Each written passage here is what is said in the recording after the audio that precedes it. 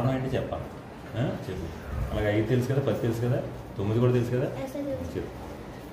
ఈ సంఖ్యలో 1వ స్థానంలో 0 ఉంది కాబట్టి 2 చేత భాగించబడుతుంది.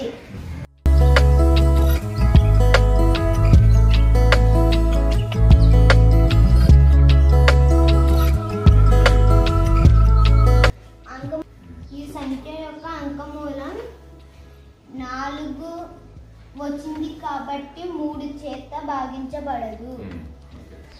ఈ సంఖ్యలో 1వ స్థానంలో 0 ఉంది కాబట్టి 5 చే భాగించబడుతుంది.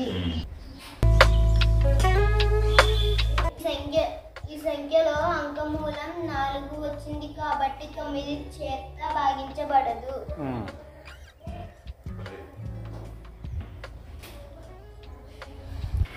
ఈ సంఖ్యలో 1వ స్థానంలో 0 ఉంది కాబట్టి 10 చేత భాగించబడుతుంది. ఈ సంఖ్యలో 1వ స్థానంలో 7 వచ్చింది కాబట్టి 2 చేత భాగించబడదు.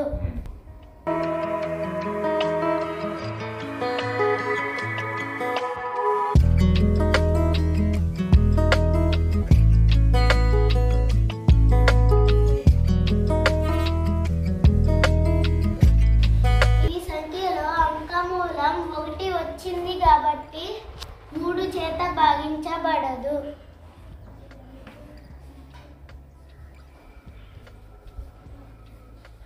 ఈ సంఖ్యలో 1వ స్థానంలో 0 కానీ 5 కానీ లేదు కాబట్టి 5 చేత భాగించబడదు.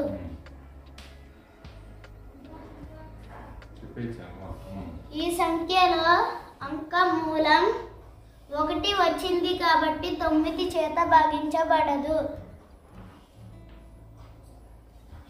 ఈ సంఖ్యలో 1వ స్థానంలో 0 ఉంటే 10 చేత భాగించబడుతుంది. అది లేదు కాబట్టి రాంగ్, భాగించబడదు.